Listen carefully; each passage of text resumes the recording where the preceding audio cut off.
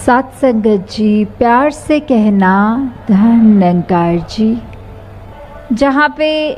ये मिशन ने हमें ये सिखलाई दी है कि हमें औरों के चरणों में अपने आप को समर्पित करना है, क्योंकि उनके अंदर भी वही परमात्मा है।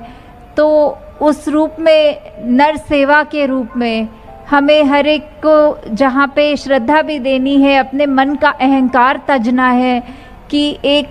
मनुष्य के अंदर जो परमात्मा है, हम उसकी ओर समर्पण होते हुए अपने अहंकार को ख़त्म कर रहे हैं। साथ ही हमें ये बात जहाँ देखी जा रही है कि दुनिया में कि सब जो भी अपने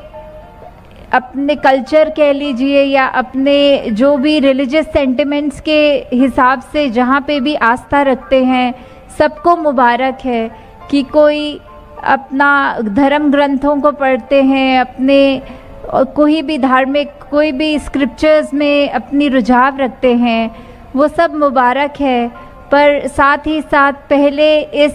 परमात्मा को जान लें, तभी वो फिर पढ़ना मुबारक और ज़्यादा होगा। कि जब तक हम एक वस्तु को एग्ज़ाम्पल के तौर पे, एक अगर वस्तु की पहचान ही नहीं कि हम बात करें, किसी को बोलें कि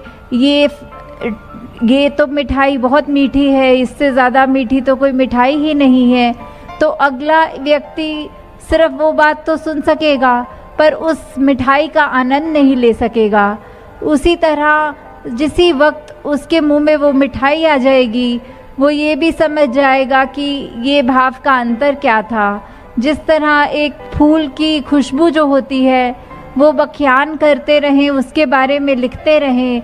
तो इतना वो समझ नहीं आ सकती जितना सिर्फ उस फूल को सूंघने पर उसकी खुशबू खुद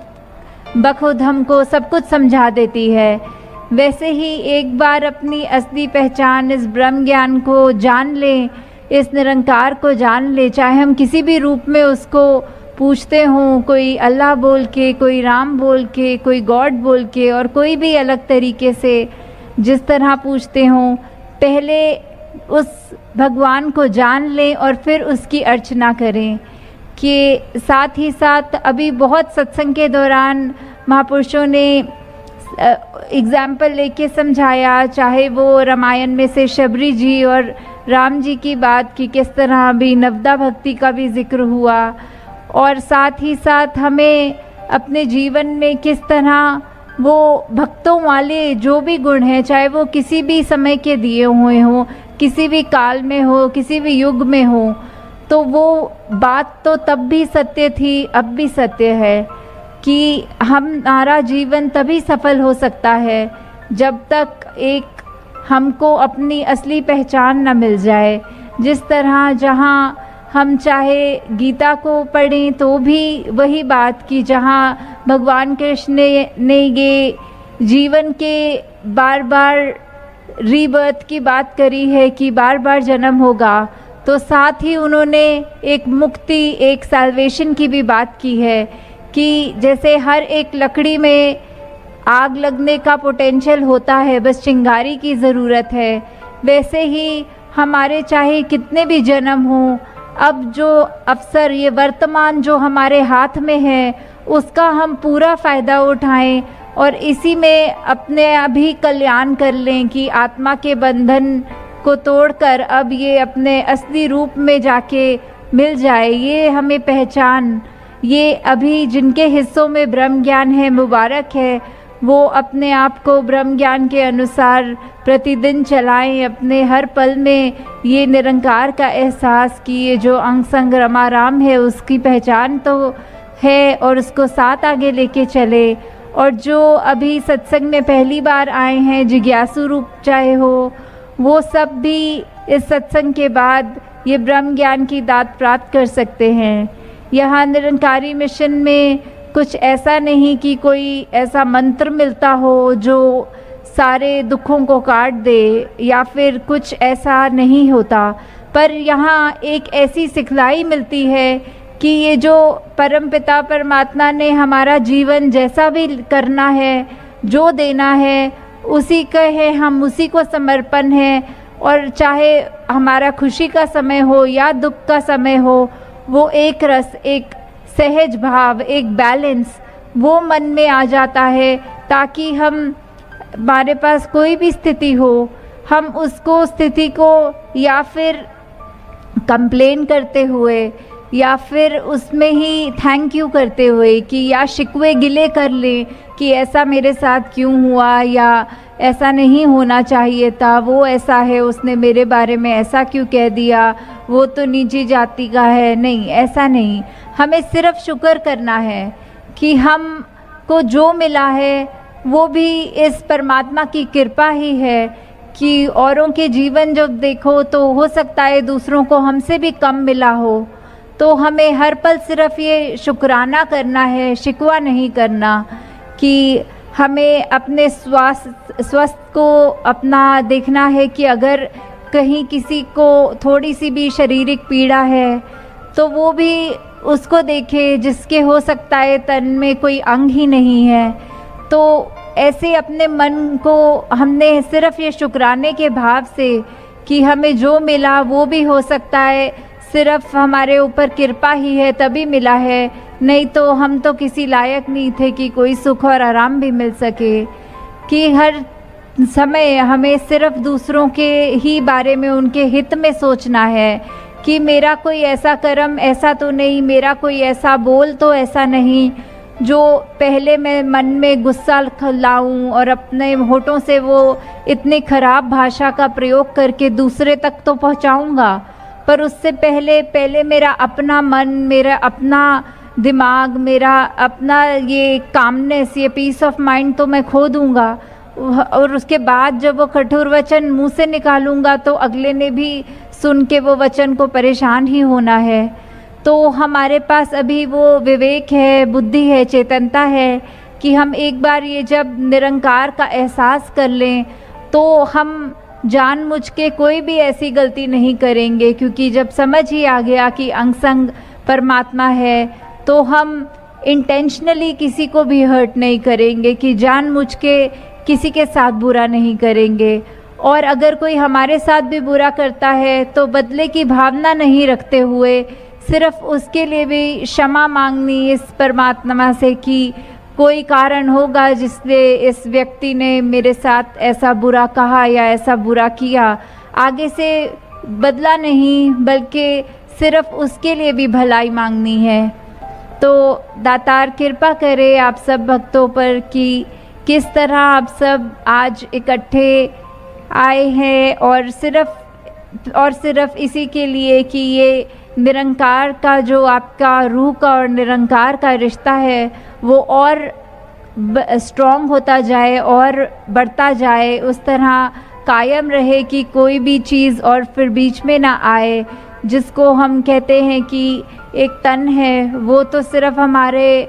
5 एलिमेंट्स का बना हुआ है, चाहे वो पानी रूप में है तो हमारे अंदर वो पसीना और खून और अन्य ऐसी चीज़ों में है, धरती रूप है तो हमारी वो काया हो गई, अग्नि रूप हमारे अंदर की हमें जो ये भूख प्यास लगती है, उसी तरह ये जो हमारे और भी तत्व हैं ये सारे हमारे अंदर सिर्फ वो माया का रूप ही है कि ये एक दिन तो हमारा शरीर भी नहीं रहेगा। और यही बहुत बड़ी सच्चाई है कि अगर पैदा हुए हैं तो मृत्यु भी होनी है। तो हमारे हाथ में सिर्फ क्या है, जो अभी का वर्तमान है, अभी की लाइफ है। तो सारी चीज़ें जब ख़त्म हो जाएंगी तो हमारे पास क्या रहेगा,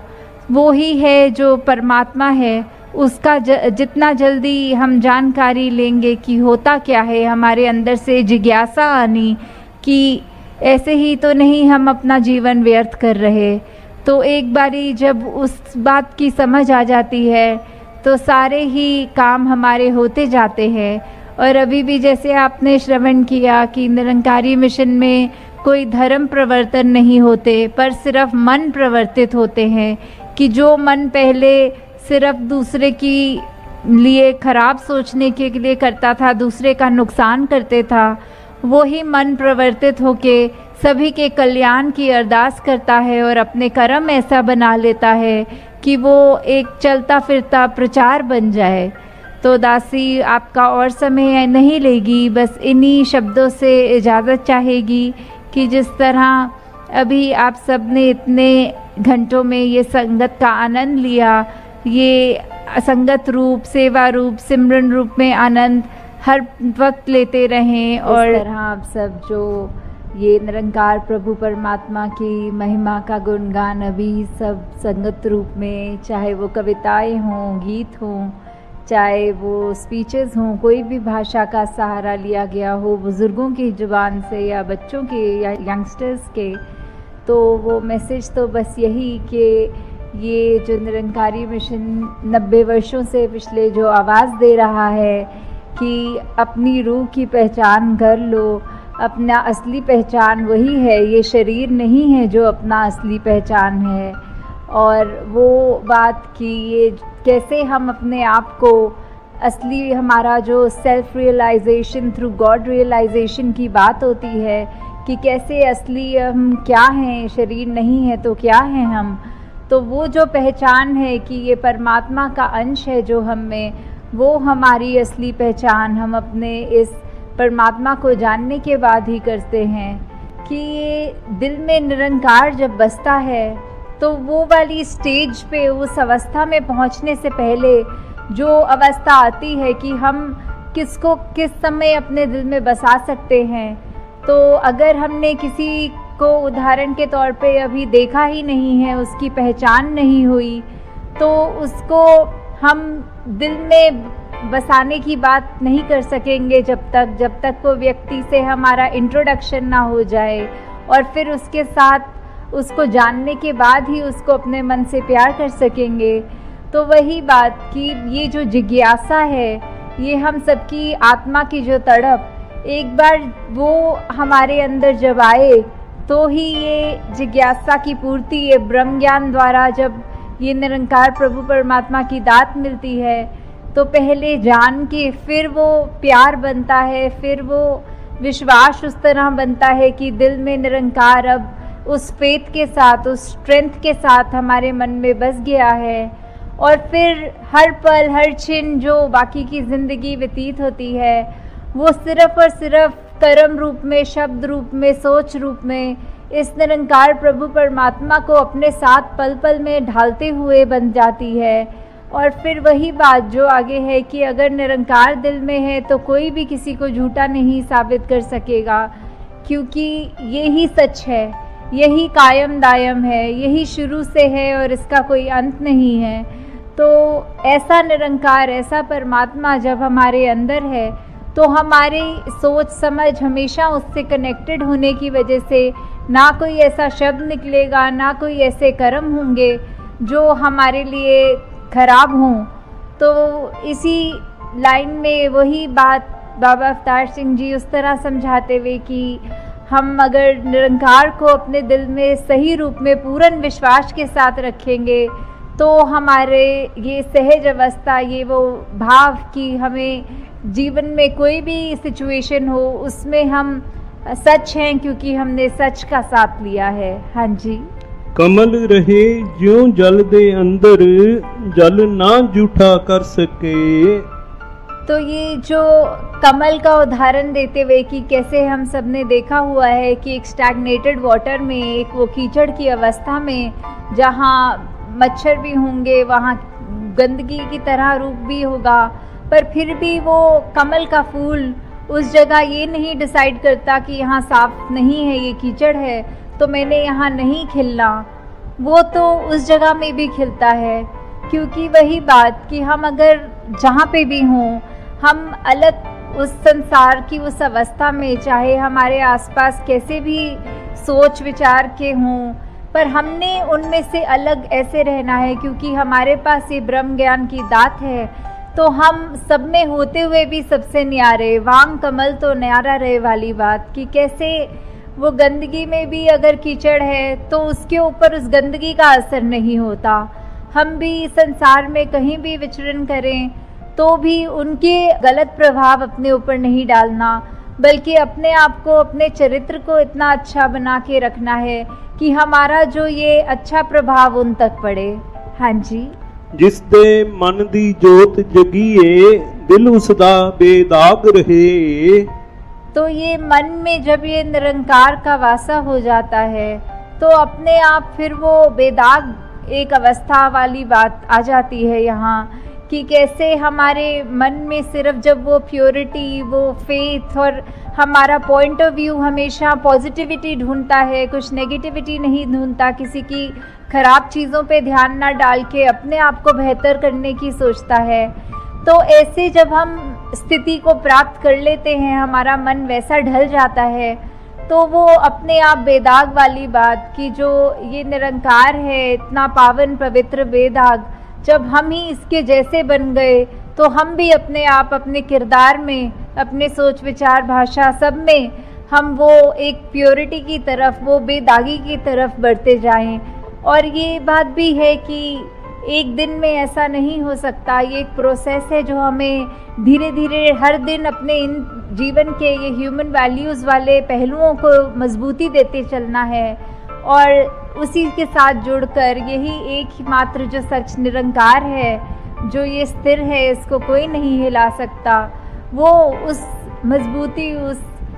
पावर के साथ जब हम जुड़ेंगे तो अपने आप वो बेदाग हो जाएंगे। हाँ जी। दुनिया दे विच हसदा रसदा, दुनिया तो बेलाग रहे। तो ये हम इस संसार में जब आए हैं तो वो भी जहाँ हमें अपने आप को ये स्पिरिचुअली एनलाइटनमेंट लेकर, ये अपने आप का असली मकसद जब तक हम ये खोज रहे हैं, ये मिल रहा है यहाँ ब्रह्म ज्ञान के द्वारा, तो साथ ही जो हमारे लिए ये ज़िंदगी है, ये जो जीवन है, हम किसी परिवार में जन्मे हैं, हमारा कामकाज या कोई भी जिम्मेवारियां जो घरेलू हैं, तो वो जब हम कर रहे हैं तो वो करते करते हमने, जो कि बहुत ज़रूरी भी है कि अगर शरीर है तो उसको खाना भी पहुंचाना है, तन है तो मेहनत करके तन को ढकने के लिए वस्त्र भी चाहिए, घर भी चाहिए। तो ऐसी जो हालत है, जो हमें सब सामान जो हमारे एक गुजरान के लिए है, उसमें हम कहीं अपना मन वस्तुओं से इतना ना जोड़ लें कि सिर्फ वो वस्तुएं हमको इतनी इम्पोर्टेंट लगें कि अगर निरंकार ने कभी वो एक भी वस्तु हमसे छीन ली तो हमारा मन इतना डामाडोल हो के इतनी वो डिप्रेसिव स्टेट ले ले। तो वो डिटैच्ड अटैचमेंट वाली बात यहाँ, कि हम जब निरंकार में ही हर समय खोए रहेंगे, वो उस लगन में लगे रहेंगे, तो दुनिया में जो भी चीज़ें हैं हमारे आराम के लिए हैं, ये बात जानते हुए हम वो चीज़ों से सिर्फ उतना ही जुड़े हैं जितना उनका इस्तेमाल है, उससे इतना ना जुड़ें कि उनका किसी दिन जीवन में ना होना हमारे को बहुत ज़्यादा एक परेशानी दे जाए। तो जैसे वही बात कि ये डिटैच्ड अटैचमेंट के इस स्टेज तक पहुंचना कैसे है, कि बात अगर हमारे को उदाहरण के तौर पे एक अगर कोई खाने की चीज़ बहुत ज़्यादा पसंद है और 1-2 हफ्ते हो गए वो खाने को नहीं मिली, तो जैसे ही वो हमारे सामने आए और हमें मन कर रहे कि वो खा लेते हैं, ये तो बहुत अच्छा हुआ कि आज फाइनली वो चीज़ मिल गई। पर फिर भी अगर घर में कोई छोटा बच्चा हो और बोले कि उसको वो चीज़ खानी है, तो हम अगर तुरंत बिना ये सोचे कि ये मेरे को इतने समय के बाद मेरी मनपसंद चीज़ मिली है पर ये मेरा बच्चा खाना चाह रहा है, हम ऐसा ना सोचते हुए अगर उसको अपना वही खाने की वस्तु, वही प्लेट उसके आगे रख देते हैं और अपने मन में वो भाव भी नहीं आने देते कि कैसे हमको चाहिए थी, किसी दूसरे ने क्यों ले ली, तो वो डिटैच्ड अटैचमेंट की बात कि अगर हमारे को चाहिए था, मिला तो भी ठीक, नहीं मिला तो भी उसमें अच्छा लगा, तो वो चीज़ कि खाना भी पसंद का फिर भी ना मिलना। तो दातार उस तरह हर एक पे ये कृपा रखे कि हम विचरण जहाँ पे भी करें, हमारा उस तरह ध्यान लगा, अगर मेहनत करनी है, इस दुनिया में आए हैं तो कोई उपलब्धि की तरफ अपना सपना बनाना, वो ड्रीम्स लेना, वो तो बहुत जाहिर सी बात है, पर निरंकार के आश्रय जितना ड्रीम लेंगे, जितना हम अपने मकसद की ओर जाना चाहेंगे, इसमें हमारी मेहनत की कोई कमी नहीं आए कि हमें अपना बेस्ट देना है, वी हैव टू गिव 100%। पर साथ ही वो अगर कार्य पूर्ण हो तो भी निरंकार की रज़ा, वो ना पूर्ण हो तो भी निरंकार की रज़ा। तो वही शुक्राना भाव कि हर स्थिति में ही बस दातार को पता है कि हमारे लिए क्या अच्छा है। तो वहाँ इस लाइन में वही डिटैच्ड अटैचमेंट की बात हो रही है। हाँ जी। जिस दे दिल विच इक्को वसिया, सब नू वेखे एक निगाह। तो जैसे अगर हम कोई लाल चश्मा पहन ले या किसी भी रंग का पहन लें तो हमें सब कुछ एक उस रंग का ही नज़र आने लग जाता है। वो एक निगाह मिल जाती है कि फिर हमें अलग रंग नहीं दिख रहे, हमें वो एक ही रंग हर एक में दिख रहा है। हम फिर किसी को, अगर इंसान को देख रहे हैं तो ये नहीं देख रहे कि इसका पहनावा कैसा है, ये कौन से स्टेट से आया है, कौन से देश से आया है, कौन सी जाति पाति या कितना फाइनेंशियली अमीर या गरीब, या उस तरह के जो भी भेदभाव वाली बात आती है। कि फिर जब पता ही है कि ये एक नज़र का चश्मा कौन सा है, ये निरंकार का चश्मा, ये जब हमें हर एक में ही देख लिया निरंकार, तो सब हमारे लिए एक बराबर हैं। फिर वो ऊंच नीच के अपने मन से जो हमने दीवारें बनाई हैं वो भी ख़त्म हो जाती हैं। हमारा नज़रिया एक समान, एक समदृष्टि वाली बात वो आ जाती है। और वही हम जब तक निरंकार को अपने जीवन में, अपने दिल में बसा के रखेंगे तो हम अपने आप को ऐसी गलतियों से भी बचाएंगे जिसमें हम अपने आप को दूसरे से ज़्यादा श्रेष्ठ मान रहे हैं, या अपनी प्रेफरेंसेस को ऐसा मान रहे हैं कि वही ठीक हैं, दूसरों की ठीक नहीं है। हाँ जी। संत चरण दी धूड़ी छोके, मंगता भी हो जांदा है शाह। तो इसमें आप संतों की जो महिमा है उसका बयान है कि कैसे अगर एक व्यक्ति का जीवन अगर डामाडोल है भी, तो जैसे ही उसने ये संतों का आसरा लिया, संतों का तो युगों युगों से यही काम रहा है कि हर एक को ठीक मार्ग पर डालना, अपने आप की पहचान कराने के लिए, ये ब्रह्म ज्ञान के लिए जिज्ञासुओं को वो एक इनकरेजमेंट देना, वो रास्ता बताना कि कैसे अपने आप की पहचान की जा सकती है। तो जैसे ही वो इतने महान संत जो सब हैं, उनके अगर चरणों की धूली समान भी हम अपने अगर ले लेंगे अपने मन में, अपने आप को इतना निमर करके कि उनकी धूली भी हमारे लिए जीवन तारने वाली बात कर रही है, तो वही बात कि कैसे जिसने सत्संग का आसरा लिया, जिसने सुमिरन का आसरा लिया, जिसने सेवा करी, उसका जीवन तो फिर अपने आप ये निरंकार से जुड़ता जा रहा है, ये गहरा और होता जा रहा है। हाँ जी। जिसते दिल निरंकार दा वासा, हुंदा नहीं हो बेसबर। तो अब संसार में कोई भी स्थिति अगर उस व्यक्ति के आगे आती है, जब वो पक्की तरह ये मन में निरंकार का विश्वास कर चुका है, संगतों का संग कर चुका है, तो फिर वो अवस्था आ जाती है कि मन में किसी तरह की बेचैनी नहीं रहती, वो अपनी सहज अवस्था को प्राप्त कर चुका होता है। तो हमें भी किस तरह वो सहज अवस्था में आना है, हमें बिल्कुल ऐसा कुछ भी ना मन में रखें जो बेचैनी दे, बेकरारी दे।